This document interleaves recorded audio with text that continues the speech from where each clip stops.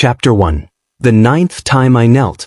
The rain stung my cheeks as I dropped to one knee on the wet sidewalk, the 9th time in 5 years. The velvet box trembled in my palm like it knew what was coming.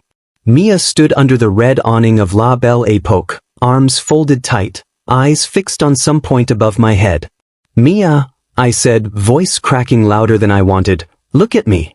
Please." A phone flashed from the crowd. Someone laughed. I didn't care. "I love you," I told her. "I love you more than anything. Marry me. Be my wife. I'm begging you." She finally met my eyes. Hers were flat, bored, the same gray they turned every time I did this. "Kai, get up," she sighed. "You're soaking wet and people are filming." "I don't care who sees," I said. "I just need you to say yes. One time. Just once." "Stand up," she repeated, softer, like she was talking to a dog that kept jumping on guests. "Mia." "No," she shook her head. "I'm not ready. We've been over this." "But I am," I said. The words scraped my throat raw. "I've been ready since the first time I asked. 5 years, Mia. 9 rings." A guy behind her snickered. "Dude, 9? Give it up." Mia shot him a look that shut him up, then turned back to me. "You're embarrassing yourself." "I'm embarrassing myself?" My laugh came out broken. "I'm on my knee in the rain holding a 2-carat diamond I saved 14 months for, and I'm the embarrassing one?" She glanced at the ring, lips thinning. "It's beautiful. It's always beautiful. That's not the point." "Then what is the point?" I shouted. A woman nearby gasped. "Tell me the point, Mia, because I'm out of guesses." She stepped forward, heels clicking, and crouched just enough to speak low. "The point is I don't want to marry you. Not now. Maybe not ever. And every time you do this, it makes me want it less." The words hit harder than the rain. I stayed on my knee, frozen. "Get up, Kai," she said again, almost gentle. "Go home." I stood slowly, legs numb. The box was still open in my hand. She looked at it one last time, then at me. "I'm sorry," she said. Not like she meant it. Like she was tired of saying it. I closed the box. "Yeah. Me too." I walked away without waiting for her to follow. The crowd parted, phones still up. I didn't look back. At the apartment, I kicked the door shut and went straight to the bedroom. Bottom drawer, left side. 8 black velvet boxes sat in a neat row, each holding a ring she'd never worn. I opened the 9th, set it at the end like a soldier falling into line, and stared at them. 9 dreams. 9 failures. My phone buzzed in my pocket. I pulled it out, hands still shaking. "Mia, dinner was ruined. Thanks for that." I laughed once, sharp and ugly, and typed back before I could think. "Me, we're done." The reply came in 3 seconds. "Mia, oh okay, Drama King." I threw the phone across the room. It hit the wall and clattered to the floor, screen still glowing with her laughing emoji. Something inside me snapped clean in half. I opened the drawer again, looked at the 9 boxes, and whispered to no one, "Never again." Chapter 2. The Life I Built for Her. I sat on the couch, thumb hovering over the same 5-year-old photo of Mia laughing on the pier, the one I'd taken the day I turned down the job in Seattle. Leo kicked the door shut behind him, 2 six-packs swinging from his fingers. "Get up, man. We're going out." "No. Come on. You dumped her. That makes you the winner tonight." "I'm not winning anything." I flicked to the next picture, her in the Paris hotel I'd emptied my savings for. I gave her everything, Leo. The apartment with the stupid skyline view she had to have. The Birkin she cried for. Flights, jewelry, that ring I was gonna use next month. I said no to Seattle because she didn't want to leave her friends. 5 years. Leo cracked a beer and shoved it into my hand. "Drink. You're doing that thing where you list sacrifices like she's keeping score." "She is keeping score," I muttered. "Just not with me anymore." My phone buzzed on the coffee table. I answered. "Hey.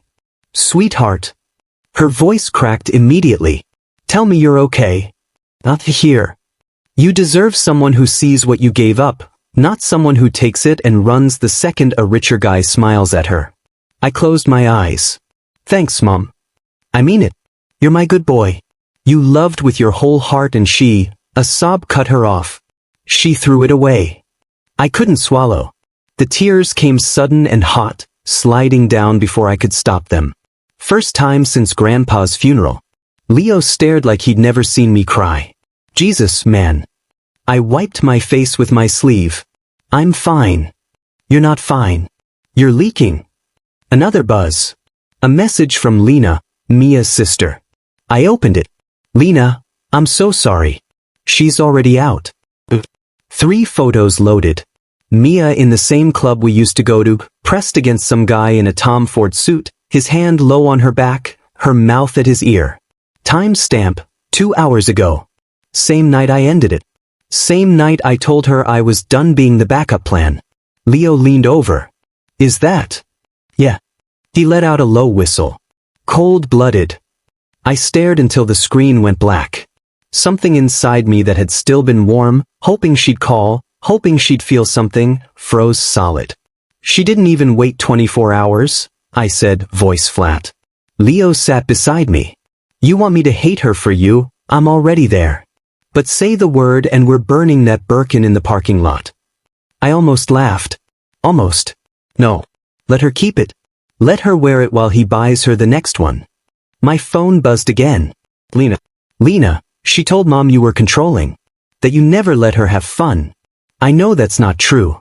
I typed back, it's fine. Take care of yourself, Lena. Then I blocked Mia's entire family, one by one. Leo raised his beer.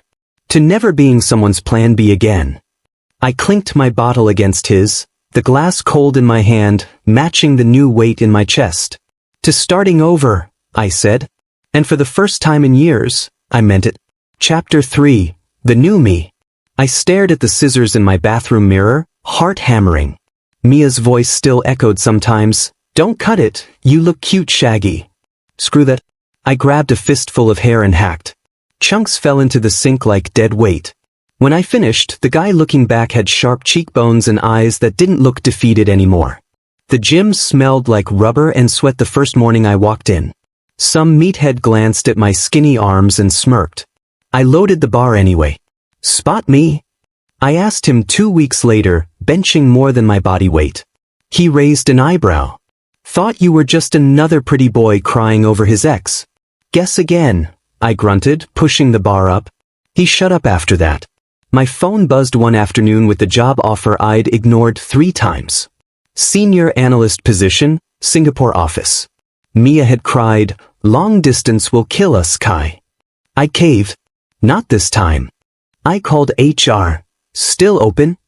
Actually, we filled it, the woman said. But we just had another opening in Tokyo. Higher pay, immediate start. Send the contract, I said before she finished the sentence. 2 months later my new boss slapped my back in the elevator. Kai, the client loved your deck. VP wants you heading the Seoul team next quarter. I just nodded, trying not to grin like an idiot. Money hit my account in waves I'd never seen. I signed a lease on a high-rise with floor-to-ceiling windows and a view that made the old apartment look like a closet. Leo texted Friday night. Party at mine. Bring the new you. I walked in wearing the black shirt that actually fit now. Heads turned. Leo spotted me and yelled over the music, Holy shit, look at this guy. Everyone, the corpse has risen. Shut up, I laughed, shoving him. He dragged me to the kitchen for shots. Seriously, man. You're terrifying. In a good way. Someone tapped my shoulder. I turned and nearly dropped the glass. Ava. She looked the same, dark hair, sharp green eyes, that half smirk she used to aim at Mia whenever my ex threw a tantrum. Except now the smirk was for me. You finally look alive, Kai, she said. I swallowed. Hey, Ava. She tilted her head. Heard you ditched the homeless chic haircut. Felt like a change. Looks like more than a haircut. She stepped closer, studying me. Leo says you're some big shot analyst now? Trying to be. Tokyo, right? That's far. Far is good, I said. She smiled, real this time. Mia's gonna lose her mind when she sees pictures. Let her. Ava laughed, low and surprised. God, I always knew you had a spine somewhere under all that people-pleasing. You never let me forget it. Someone had to. She sipped her drink. Remember junior year formal? She made you wait outside in the rain because her dress got wet. I remember carrying her heels so they wouldn't ruin. Ava rolled her eyes. You were pathetic. Yeah, I said.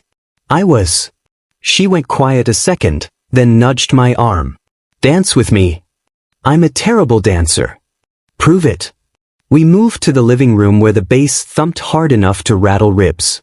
She stayed close, hands on my shoulders. You're different, she said near my ear. Trying to be. No. You are. Her fingers brushed the back of my neck. I like it. I laughed, actually laughed, and it didn't feel forced. Careful, Ava. You used to call me Mia's doormat. That was before you grew a backbone and shoulders. She grinned. Timing's a bitch. We talked until the music faded and people started leaving. She never moved more than a foot away. As Leo kicked out the last stragglers, Ava grabbed her jacket. Walk me home. It's 3 blocks. I know. I looked at her. Really looked. For the first time in years, I wasn't thinking about what Mia would say. Yeah, I said. Let's go. Chapter 4. She notices. My phone buzzed against the nightstand at 3:07 a.m. I squinted at the screen. Instagram notification. Me_read liked your story. Then another. And another. The new Armani suit. The matte black AMG parked outside the club. Me with the new crew, bottles popping, girls laughing on my lap. She liked every single one. I smirked, rolled over, and went back to sleep. By morning she'd slid into my DMs. Mia, hey stranger. Mia, looking good. Mia, really good actually. Mia, miss your cooking. LOL, remember when you made that carbonara at 2 a.m.? I stared at the messages, thumb hovering. Then I closed the app. That night the text started on my phone. Mia, can we talk? Mia, I know I messed up. Mia, I saw the car. You deserve it. Mia, please Jake. I left the gray ticks blue. Let her drown in red receipts. Friday, 11:42 p.m., my phone erupted. Call after call, her name flashing like a seizure. 17 missed by the time I got out of the shower. 23 by the time I poured whiskey. 27 before I finally hit block and tossed the phone on the couch. Silence tasted sweet. Saturday morning I walked into the office grinning, tie loose, coffee in hand. The receptionist flagged me down. Delivery for you, she said, eyes wide, nodding at the monstrosity on the counter. 2 dozen white roses so big they needed their own zip code. Sarah from accounting leaned over. Secret admirer? I plucked the little card from the forest of stems. I made a mistake. Please call me. My laugh came out louder than I meant. Half the floor turned. Mark strolled up, arms folded. Dude. Who's M? Crazy X, I said, already yanking the bouquet from the vase. Water sloshed across the marble. Sarah gasped. You're not keeping them? White roses are for funerals, I said, and walked straight to the kitchenette. The trash can lid clanged open. I stuffed the whole dripping mess inside, stems snapping, petals exploding like snow. The card I flicked last, it spun once and landed face down on the heap. Mark followed me. 27 calls, man? 27 last night alone. She used to ghost me for days when I begged for a text back. Sarah appeared in the doorway, biting her lip. That's kind of intense. Intense is her middle name, I said, wiping my hands on a paper towel. She taught me what a mistake looks like up close. Now she gets to live with it. My phone buzzed in my pocket, new number. I didn't even look. Blocked again. Mark clapped my shoulder. Drinks after work? Celebrate the trash flowers? Hell yes, I said. First round's on me. I'm done feeding ghosts. Sarah smiled soft. You really seem lighter. I glanced back at the trash can. Petals were already wilting against coffee grounds and shredded paper. I am, I said. For the first time in 2 years, I actually am. I left the kitchen without looking back. The scent of roses followed me down the hall anyway, but it was faint, dying fast, exactly where it belonged. Chapter 5. The Unexpected Bomb. The doorbell rang like a fire alarm. I yanked it open, and Lena collapsed into my arms, sobbing so hard her whole body shook against mine. "Baby, what the hell?" I started, but she cut me off with a wail. "She's pregnant 8, she's telling everyone it's yours." Lena's voice cracked. "Mia's pregnant and she's saying the baby is yours." My heart stopped. Actually stopped. The hallway tilted. "That's 604's impossible," I whispered. My mouth tasted like metal. "We haven't touched each other in 4 months. For months, Lena." She pulled back, mascara streaking down her cheeks. I know it's impossible, but she's posting ultrasound pictures with captions like, "Baby daddy surprised but excited." People are texting me congratulations for you. I slammed the door so hard the walls shook. "Show me." Lena fumbled with her phone, tears dripping onto the screen. There it was, Mia's Instagram story. Grainy black and white photo, her hand on a belly that barely had a bump, caption, 12 weeks with my little miracle 2 hearts, can't wait to do this with you at username. I laughed, but it came out sounding like I was choking. 12 weeks. 12. We broke up April 23rd. That puts conception, I counted on my fingers, beginning of April. I was already gone. Lena's lip trembled. "There's more. More." I felt the rage crawling up my throat. She swallowed. "She slept with Ryan. That same week. The week you ended things. She was crying on his yacht, got drunk on $1,000 champagne, and they didn't use anything. She told me herself last night, laughing like it was the best revenge ever." My vision went red. Ryan, her best friend, the one who sends her Birkins like they're drugstore candy. Lena nodded miserably. She said, and I quote, "If he can throw me away, I'll make him pay for 18 years. She's planning to trap you, force a wedding, make you sign the birth certificate. She's already told her parents it's yours. They hate you, but they'll love the money." I punched the wall. My knuckles split open, blood smearing the paint. "She's going to lie on legal documents," I said, voice shaking. "Perjury. She thinks she can just." "She thinks you'll fold," Lena whispered. "Because you're decent. Because you won't want the world thinking you abandoned a pregnant girl." I laughed again, bitter. She picked the wrong decent guy. Lena grabbed my wrists, forcing me to look at her. "What are you going to do?" I stared at the blood dripping from my knuckles onto the hardwood. "I'm going to destroy her," I said quietly. Not with lies. With truth. Every text, every screenshot, every friend who heard her bragging about Ryan's yacht. I'm going to make sure the whole world knows exactly whose baby that is, and exactly what kind of person she is. Lena's eyes widened. "You have proof." "April 27th, I said, already pulling up old messages. "She drunk texted me from that yacht. Wish you were here, but Ryan's keeping me warm, winky face, with the winky face." She literally sent me a photo of his hand on her thigh the night this supposed miracle was conceived. Lena covered her mouth. "Oh my God." I scrolled faster. "And here, May 3rd, she texted, Ryan says hi from Street Barts." While I was crying in my apartment like an idiot. I looked up. My voice dropped to ice. "Call her," I told Lena. "Tell her I want to meet. Tell her I'm ready to do the right thing." Lena's face went pale. "You're going to pretend? For 5 minutes?" I smiled, and it felt sharp enough to cut glass. Just long enough to record every word when she admits it's not mine. Then I'm posting everything. The texts. The photos. The confession. Let her explain to her rich friends why she tried to steal 18 years of my life. I wiped the blood off my hand onto my jeans. She wanted a baby daddy? I said, "She's about to get the wrong one," in 4K. Chapter 6. Quiet Revenge begins.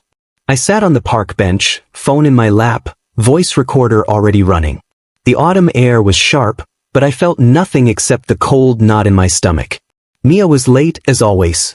When she finally appeared, she moved like she was walking onto a red carpet, hand cradling the small bump under her cashmere coat, hair glossy, smile triumphant.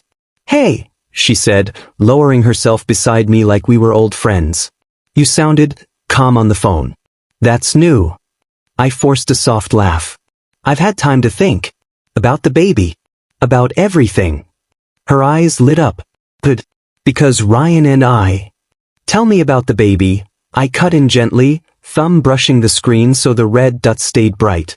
When did you find out you were pregnant? Early September. She didn't hesitate. Like, literally the week after you two broke up. I nodded, keeping my face neutral. And you're sure it's Ryan's? She rolled her eyes. Of course I'm sure. We were together that whole summer. Constantly. Constantly, I repeated. Even when he was still living with me? Mia shrugged. He was phasing you out. You know that. Right. I leaned forward, voice still light. So the dates line up perfectly? No chance it could be anyone else's? She laughed, a sharp, pretty sound. Who else would it be? I wasn't sleeping around. Unlike some people who cling to men who obviously want to leave. I smiled, thin and pleasant. And Ryan knows it's his? 100%. He's thrilled, she said, rubbing her belly like a trophy. Already talking about moving me into the penthouse once the divorce is final. His wife's getting nothing, by the way. Prenup. His wife, I echoed. Emily, right? They've been together, what, 12 years? Mia's smile faltered for half a second. Doesn't matter. She's history. Does Emily know about the baby yet? I asked, tilting my head. Not yet. She examined her manicure. Ryan wants to tell her after the paperwork's signed. Less drama that way. I let the silence sit for a beat. You're not worried she might fight it? I heard she's a lawyer. Mia snorted. She can try. Ryan's worth 40 million. He'll bury her. 40 million. And a wife who still thought her husband was on a business trip in Tokyo. I slipped the phone deeper into my coat pocket, still recording. One last thing. You said on the night of the 23rd of August, the night Ryan told me he was working late, you two were together. Obviously, she said, smug. He came straight to my place after he left yours. Stayed until morning. I nodded slowly. That's sweet. Really romantic. She beamed. I stood up. I have to go. Doctor's appointment. Mia looked surprised. You're not, keeping it, are you? I gave her the warmest smile I could stomach. We'll see. 2 days later I was sitting in my car outside the coffee shop, watching Emily through the window. She looked smaller than her photos, blonde, tired, clutching her phone like it might bite her. I pressed play on the recording and hit send with her name attached. No message. No explanation. Just Mia's voice, clear as day, bragging about the penthouse, the prenup, the baby that locked it all in. 10 minutes later Emily's hand flew to her mouth. She played it again, louder, not caring who heard. Then she was crying, furious, beautiful tears. I drove away before she looked up. That night my phone lit up. Ryan, what the fuck did you do? Ryan, she's taking everything. Everything. Ryan, Mia's hysterical. She said you tricked her. Ryan, answer me. I turned the phone face down and poured myself a glass of wine. The next morning another text, this time from Mia. Mia, he ended it. He says the baby can't be his now. He's gone. Mia, this is your fault. Mia, I have nothing.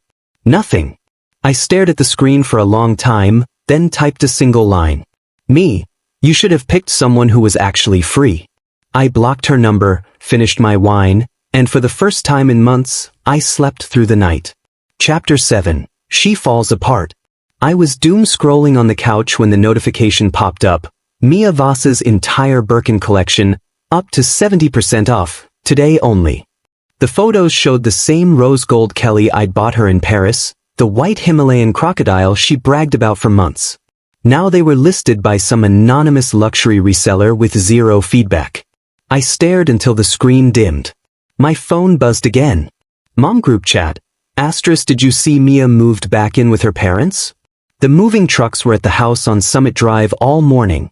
Asterisk, another text, a blurry photo of Mia in sweats loading boxes while her mother hovered. No sign of the Range Rover. No sign of the ring. I should have felt something. Instead I just closed the app and went back to work. At 1:17 a.m. the call came. Jake. Her voice cracked, thick with vodka and tears. Jake, pick up, please. I let it ring out. She called again. And again. On the fourth try I answered. How could you do this to me? She sobbed before I even said hello. I'm ruined. Everyone hates me. I'm having your baby and you just threw me away like trash. I sat up in bed, the room dark except for the glow of my phone. Ava stirred beside me but didn't wake. It's not mine, Mia, I said, calm, flat. Everyone knows. Silence. Then a scream that made me pull the phone from my ear. You bastard. You told them? You told everyone it wasn't yours? I'll sue you for defamation. I'll tell the judge you forced me. I still have the texts, Jake. You mean the texts where you told me you were on the pill? I asked. Or the ones where you said you took care of it, with Tyler before St. Barth's? She was crying so hard she could barely breathe. I loved you. I gave you everything. My body, my future, I was going to be your wife. You were going to be my mistake, I said. And I almost let you. Don't you dare hang up on me, she shrieked. I'm keeping it, you know. I'm keeping the baby and I'm putting your name on the birth certificate and you'll pay for the next 18 years whether you like it or not. Go ahead, I told her. Take the test. Publicly. I'll pay for the fancy one, the one that holds up in court. We both know what it'll say. She made this sound, half sob, half animal, and I heard something crash on her end. Please, she whispered suddenly, small. Jake, please. I have nothing left. My friends won't even look at me. My dad won't speak to me. I'm sleeping in my childhood bedroom and there's still One Direction posters on the wall. I'm 28 and I'm nothing. I closed my eyes. For a second I almost felt sorry for her. Almost. You did this, Mia. Not me.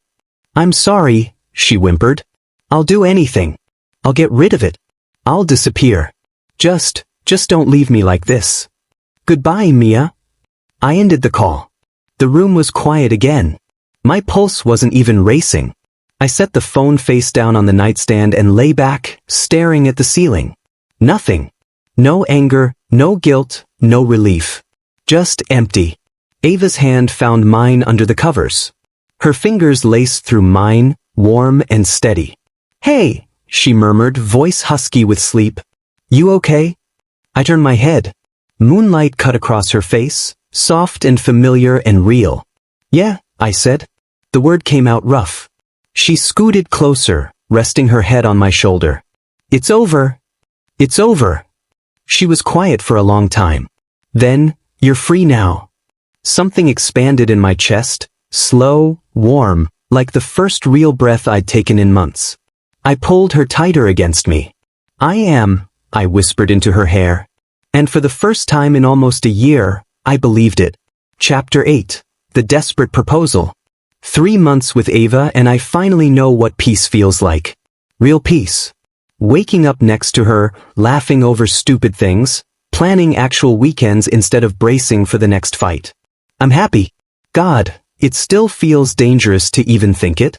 I'm locking the office door, earbuds in, humming some song she sent me this morning, when I spot the commotion on the sidewalk. Phones up. A circle of people. And in the middle, Mia. On one knee. In the same ripped jeans she wore the night she left me crying on the couch. Mascara already halfway down her cheeks. My stomach drops. Kai! She yells the second she sees me, voice cracking like she's been screaming for hours. Kai, baby, please. The circle tightens. Someone's already live streaming.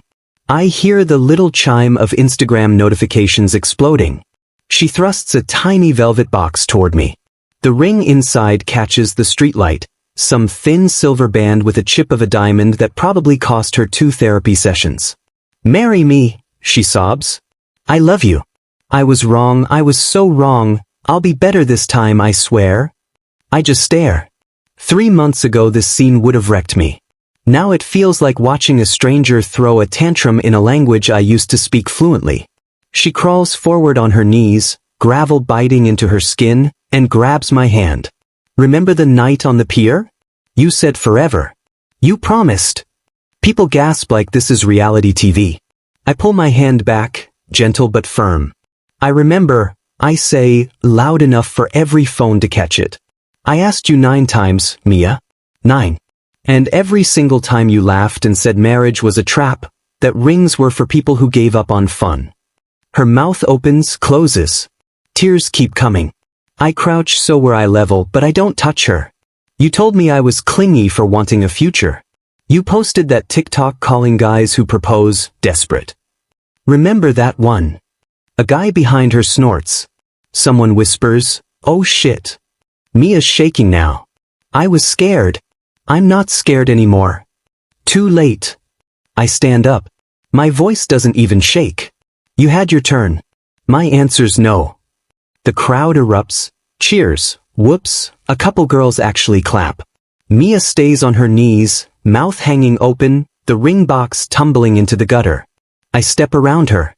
Someone shouts, "King behavior." Another yells, "Get his follow count." Mia finds her voice again, raw and ragged. You can't just walk away. We have history. I pause at the corner, look back once. Yeah. And I finally read the last page. Then I keep walking. My phone's already blowing up, Ava's name lighting the screen first, 3 laughing emojis and a voice note that starts with, "Babe, are you viral again?" I grin so wide my cheeks hurt, hit record, and talk into the phone as I head for the subway. Let me tell you about the best no I ever gave. By morning the clips everywhere. Hashtag pathetic proposal girl trends worldwide. Memes of Mia on her knees with captions like, "When you reject him 9 times but want the ring on the 10th. I don't even feel guilty. Ava meets me at the door when I get home, arms open, eyes shining.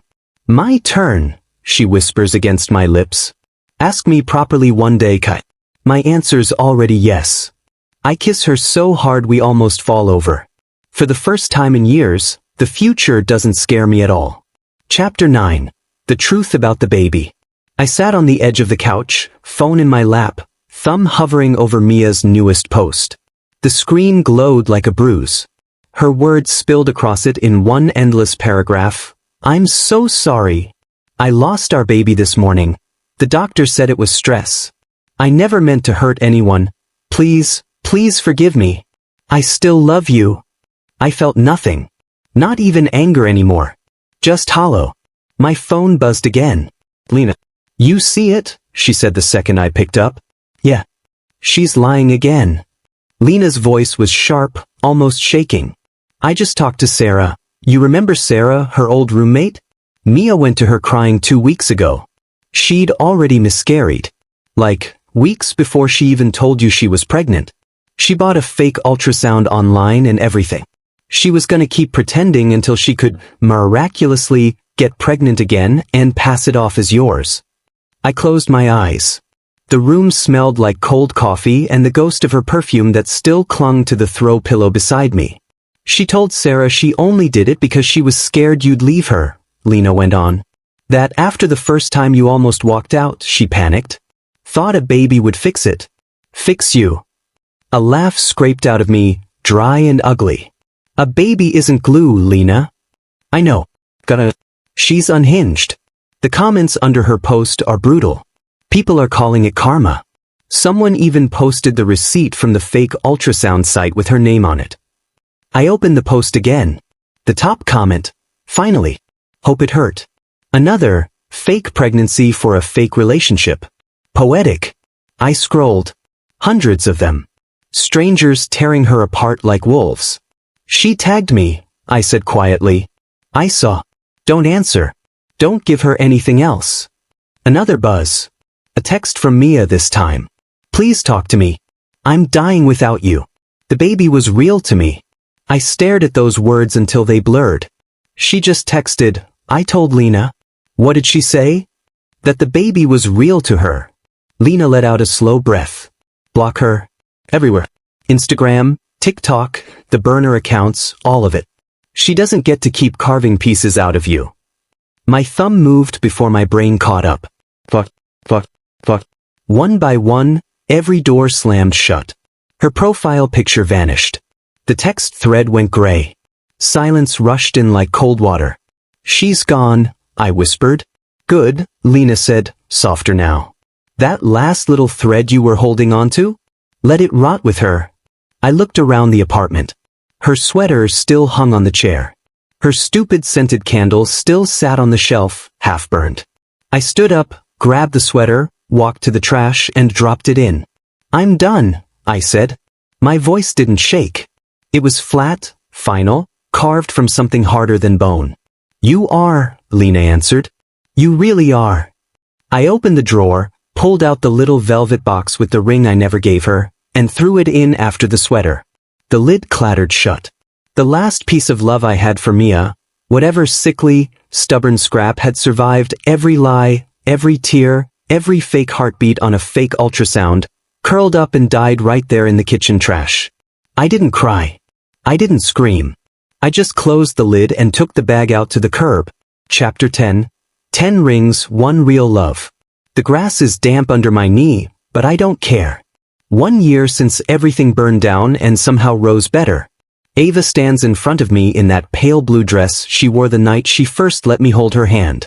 The stars are ridiculous tonight, like someone spilled diamonds across black velvet just for us. I pull the little wooden box from my jacket. My palms are sweating worse than any of the 9 times before. Ava, I start, voice cracking like a 13-year-old's. Look at me. She does.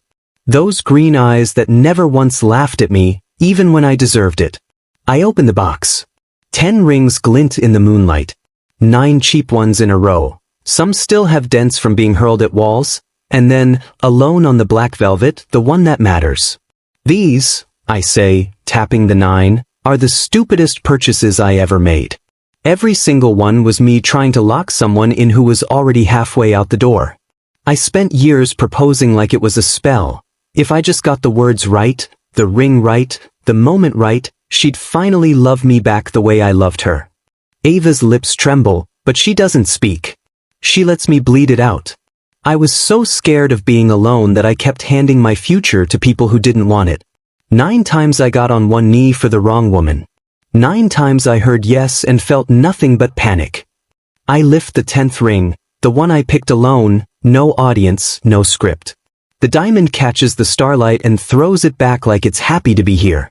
Then you showed up, I say, throat tight.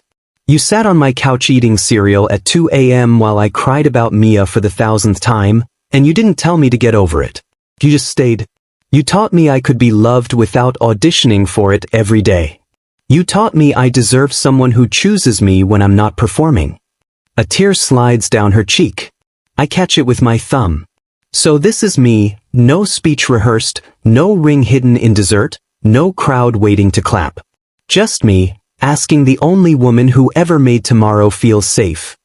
I hold up the diamond. Ava Marie Harper, will you marry me? For real this time. No takebacks, no trades, no 9th ring discounts. She laughs through the tears, a wet, perfect sound. You absolute idiot, she whispers. Yes. God, yes. I slide the ring on. It fits like it was waiting its whole life for her finger. Behind us, a camera light flicks on. Leo's voice floats over, trying to be quiet and failing. Don't you dare stop kissing for me, I'm getting Oscars here. Ava flips him off without looking, then grabs my face with both hands. 10th time's the charm, huh? She murmurs against my lips. Shut up and kiss your fiancé, I say. She does. Long and slow, like we have all the time in the world now. Because we do. When we finally pull apart, Leo whoops loud enough to scare an owl out of the tree. Ava buries her face in my neck, laughing. No one's laughing at you this time, babe, she says into my skin. I wrap my arms around her and look up at the sky. For the first time in years, I'm not counting exits. I'm not bracing for the crash. I'm just home.